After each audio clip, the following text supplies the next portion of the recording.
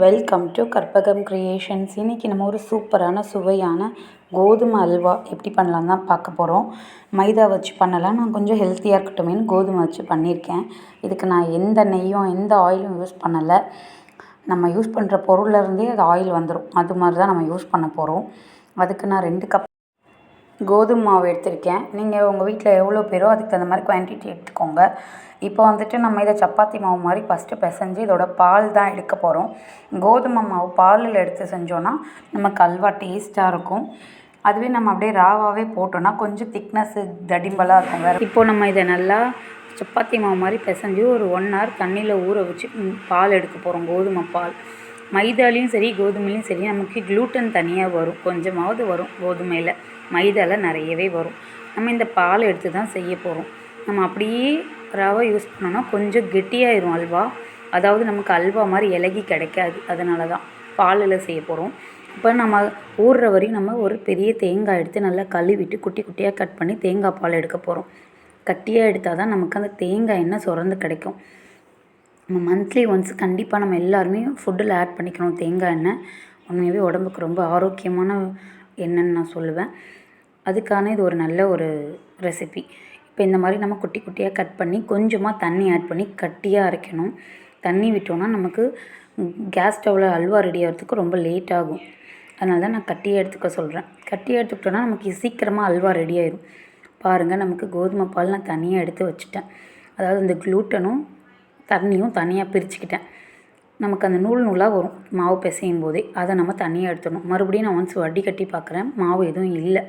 இப்போ நமக்கு கோதுமை பால் ரெடி ஆயிடுச்சு.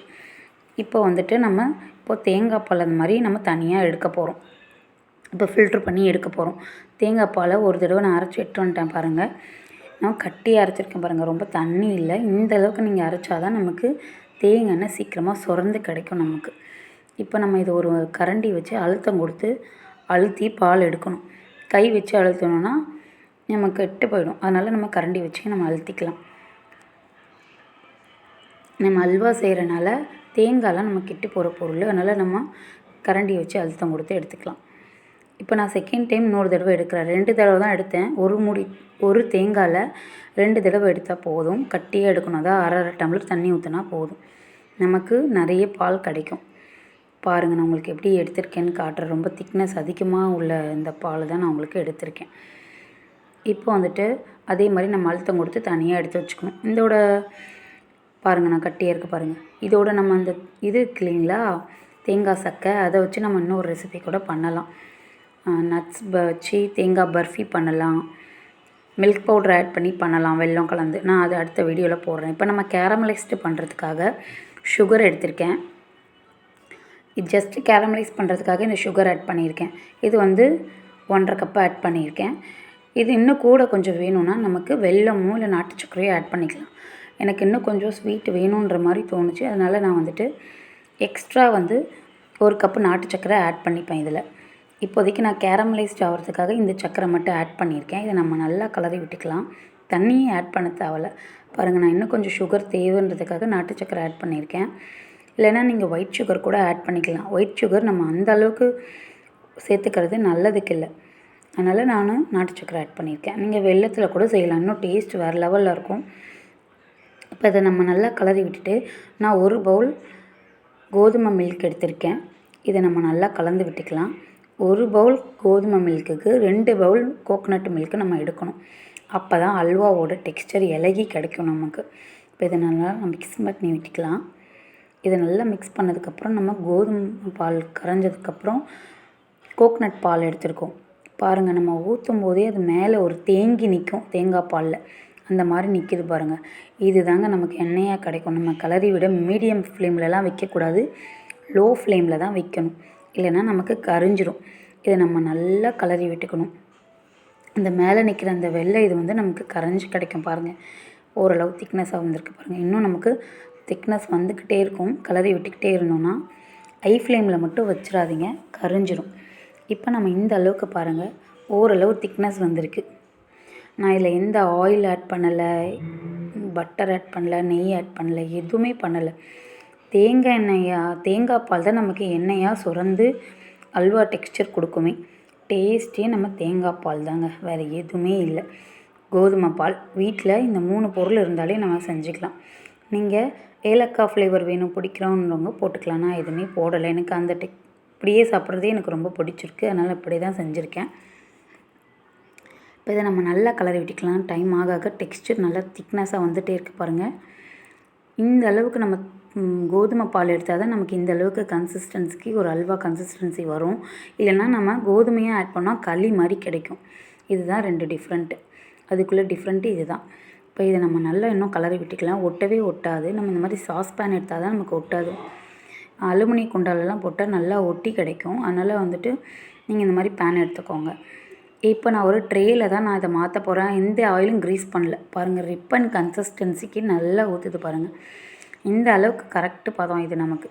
இன்னும் கூட கொஞ்சம் நேரம் வச்சுருந்தா கூட நமக்கு க்ரஸ்ட்டு கிடைக்கும். அந்த க்ரஸ்ட்டு கிடைக்கணுன்னா நமக்கு இன்னும் கொஞ்சம் நேரம் வச்சுருக்கலாம்.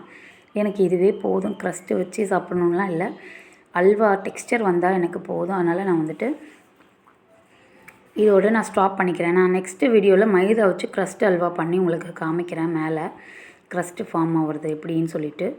இதே மாதிரி தாங்க, அது இன்னும் கொஞ்சம் நேரம் கூட வச்சுருக்கணும், அவ்வளோதான். அப்போ தான் நமக்கு க்ரஸ்ட்டு நல்லா கிடைக்கும். இப்போ இதுவுமே நம்ம ஒரு 6 or 5 hours நம்ம அப்படியே விட்டுறணும். பாருங்கள், நல்லா செட் ஆகிடுச்சி. இப்போ நம்ம இதை ஒரு பீஸ் போட்டு ஃபேமிலியில் இருக்க மெம்பர்ஸ்க்கு நம்ம சர்வ் பண்ண போகிறோம். உண்மையாகவே டேஸ்ட் வேறு லெவலில் இருந்தது. நான் தான் ஃபஸ்ட் எடுத்தோடனே சாப்பிட்டேன். டேஸ்ட் கடையில் வாங்குறத விட சூப்பராக அந்த தேங்காய் எண்ணெய் ஃப்ளேவர்லாம் நல்லா இருந்துச்சு.